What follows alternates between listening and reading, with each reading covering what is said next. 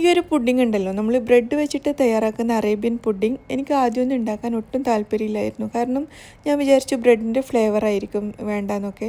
പക്ഷേ ഒരുപാട് പേര് ഭയങ്കര അഭിപ്രായമൊക്കെ പറഞ്ഞ് കേട്ടപ്പോൾ ഞാനൊരു പ്രാവശ്യം ഉണ്ടാക്കി. അപ്പോൾ എനിക്ക് മനസ്സിലായി ബ്രെഡാണെന്ന് അറിയാൻ പോലും ഇല്ല. ബ്രെഡൊക്കെ നല്ല സോഫ്റ്റായിട്ട് ക്രീമി ആയിട്ട് അങ്ങ് ഇരിക്കുകയാണ്.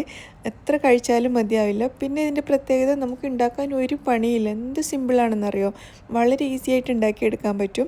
അപ്പോൾ ഒരുപാട് പേർക്ക് ഇതറിയായിരിക്കും, ഇത് ഉണ്ടാക്കാത്ത ആൾക്കാർ കുറവായിരിക്കും. എന്നാൽ പോലും ഞാൻ ഉണ്ടാക്കുന്ന രീതിയും കൂടി ഒന്ന് കാണിക്കാമെന്ന് വിചാരിച്ചു. അപ്പോൾ നമുക്കൊന്ന് നോക്കിയാലോ. ഞാനിതിനായിട്ട് ഇവിടെ തിക്ക് ക്രീമാണ് എടുത്തിട്ടുള്ളത്. ഇതിന് പകരം നിങ്ങൾക്ക് ഫ്രഷ് ക്രീം യൂസ് ചെയ്യാം.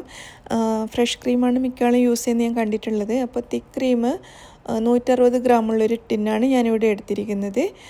ഇതിലേക്ക് നമുക്ക് മധുരത്തിനായിട്ട് സ്വീറ്റ് ആൻഡ് കണ്ടൻസ്ഡ് മിൽക്ക് ചേർക്കാം. ഞാൻ ഏകദേശം ഒരു 4 ടേബിൾ സ്പൂണോളാണ് ചേർത്തിട്ടുള്ളത്. ഇത് ഒരു പാകത്തിനുള്ള മധുരം അത്രയേ ഉള്ളൂ. കൂടുതൽ മധുരം വേണമെന്നുണ്ടെങ്കിൽ കൂടുതൽ ചേർക്കണം.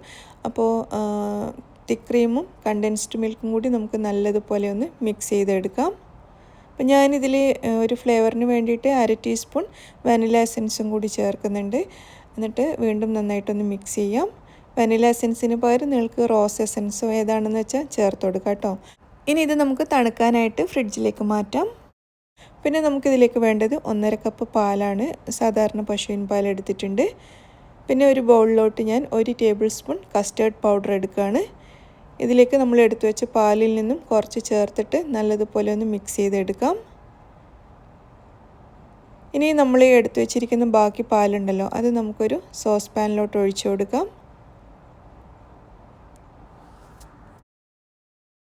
അതുപോലെ നമ്മൾ മിക്സ് ചെയ്ത് വെച്ചിരിക്കുന്ന കസ്റ്റേർഡ് ഇതിലേക്ക് ചേർത്ത് കൊടുക്കുക.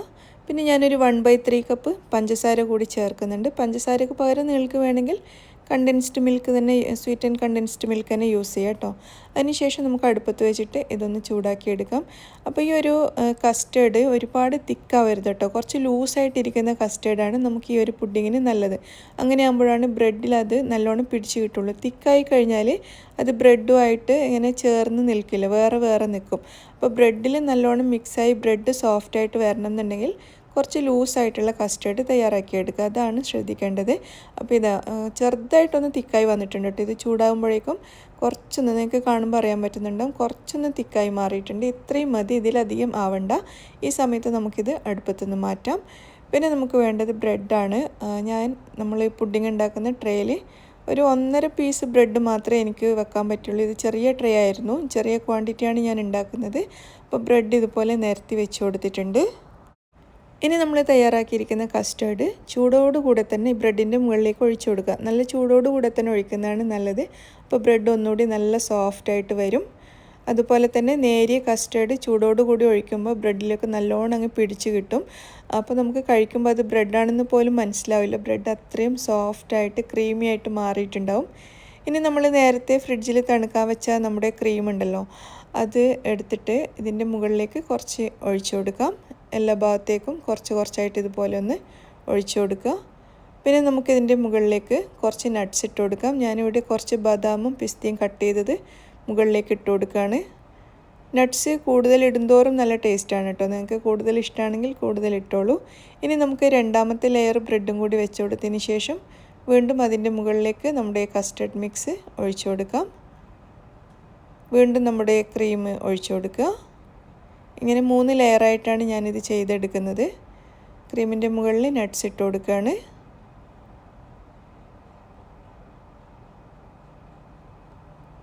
ഇനി മൂന്നാമത്തെ ലെയറും കൂടി വെച്ച് കൊടുക്കാം ബ്രെഡ്.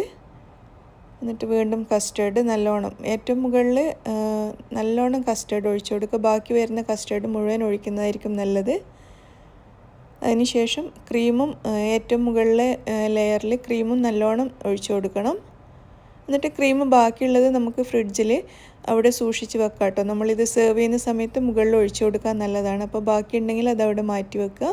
അപ്പോൾ മുകളിൽ വീണ്ടും കുറച്ച് നട്ട്സൊക്കെ ഇട്ട് കൊടുത്തിട്ടുണ്ട്. റോസ് പെറ്റൽസ് ഉണ്ടെങ്കിൽ അതും കൂടി ഇട്ട് കൊടുക്കാം. ഞാനിവിടെ നട്ട്സ് മാത്രമാണ് ഇട്ട് കൊടുത്തത്.